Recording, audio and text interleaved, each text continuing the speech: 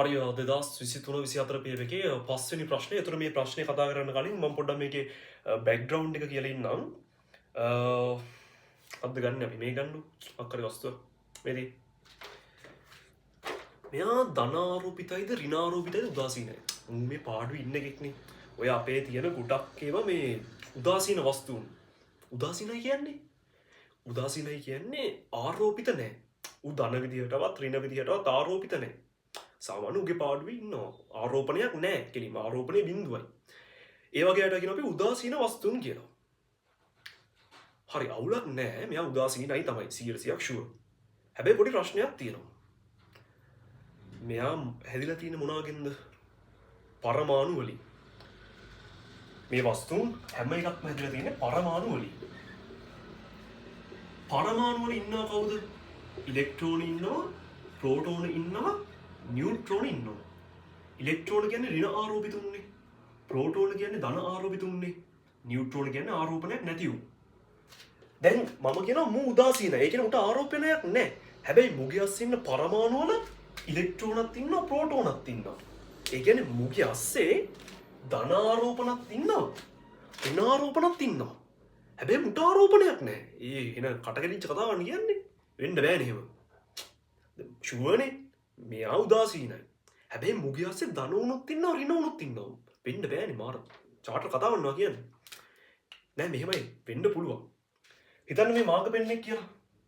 මොකද මාර්ග පෙන්නේ නැති? මේවද? මන් දන්නේ නැහැ දැන්. ඔයදි. අප්පා. ඔයදින මාර්ග පෙන්නේ. හරි. වයි නිකමට හිතන්න මෙහෙම.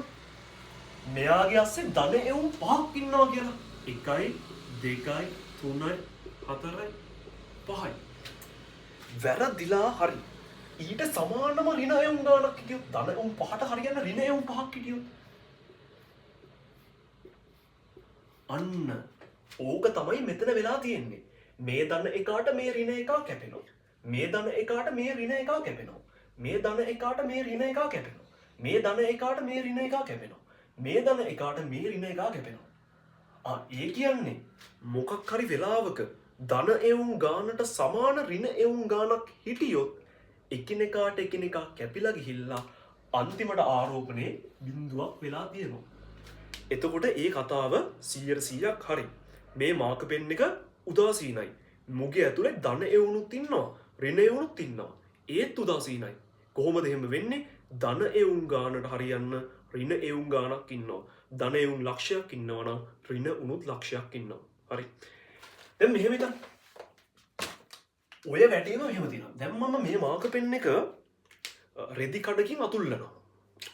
එතකොට අපි කියනවානේ මෙයා ආරෝපිත වෙනවා කියලා. අහලා තියෙනවානේ පොඩි කාලේ. ඒ කොහොමද එහෙම වෙන්නේ? මෙයා පාඩුවේ ඉතිනම් ඔව් උදාසීනයි. හැබැයි මෙයා මොකක් හරි රෙදි කඩකින් අපි අතුල්ලද්දි මෙයා ආරෝපිත වෙනවා කියලා අහලා තියෙනව නේද? ස්ථಿತಿ විද්‍යුතේ නේද? මොකද්ද?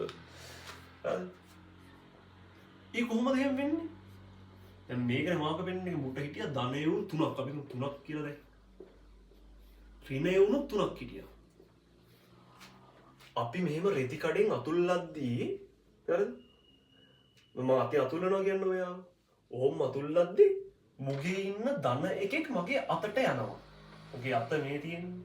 මගේ අතට ධන එකෙක් ගියා. හරිද? රෙදි කඩකින් අතුල්ලද්දී වෙන්නේ ඒකයි. මෙයාගේ තියෙන ආරෝපණ ඒ රෙදි කඩට ඇදලා ගන්නවා.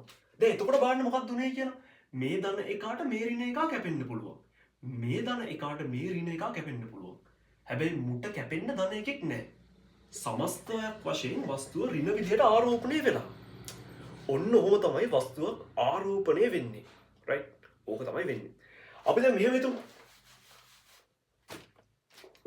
ඔන්න මාක පෙන් එක විපා වෙනවා මාක පෙන්න ඇදලා මට. මොන් ධන තියෙනවා. ධන සර් මේ ඍණ අඳුනද අපි? ඍණ ධන. දැන් උනා ආයෙ මම රෙදි කඩෙන් අතුල්ලනවා.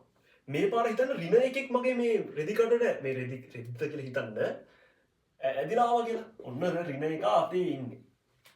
එතකොට දැන් මේ වස්තුව ඇතුලේ තියෙන්නේ ඍණ ඔච්චර. මේ ඍණට මේ ධන කැපෙනවා.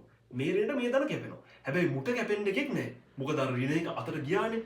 ඒ නිසා වස්තුව සමස්තයක් වශයෙන් ධන විදියට ආරෝපණය වෙනවා. එතකොට පර්ෆෙක්ට්ලි මං හිතනවා තේරෙනවා කියලා වස්තුවක් උදාසීන වෙන්නේ කොහොමද සහ වස්තුවක් ආරෝපණය වෙන්නේ කොහොමද කියලා. වස්තුවක් ආරෝපණය වෙන්නේ මූ ලස්සනට බැලන්ස් එකේ ඉන්නවා ධන ඍණ අපි මේක අතුල්ලපු ගමන් ඉතින් එක ආරෝපණ වර්ගයක් අපේ අතට හරි රෙද්දට හරි ඇදිලා එනවා. එතකොට ඉතින් කැපෙන්න ඒවා මදි වෙනවා. එතකොට ඉතුරු එක විදිහට මෙයා ආරෝපණය වෙනවා. හරිම සරල එකක්. ඒතර අපි දැන් ප්‍රශ්නෙට ආවොත් එහෙම විනාඩි 5ක් කිව්වනේ. එතකොට ප්‍රශ්නේ තියෙන්නේ මේ වස්තු දෙකක් එකිනෙකට පිරිමැදීමේදී එක් වස්තුවකට ධන ආරෝපණයක් ලැබීමේදී අනෙක් වස්තුවට සංක්‍රමණය වෙන්නේ මොකක්ද කියලා. දැන් වස්තු දෙකක් පිරිමැදෙද්දී මෙයාට ධන ආරෝපණයක් ඇවිල්ලා තියෙනවානේ. එතකොට අනිත් වස්තුවට ගිහිල්ලා තියෙන්නේ මොකද්ද? ඍණ ආරෝපණය. එතකොට ඍණ ආරෝපණය කියලා කියන්නේ මොකද්ද? වස්තුවේ ඉලෙක්ට්‍රෝනය උත්තරය ඇවිල්ලා තියෙන්නේ. හරි.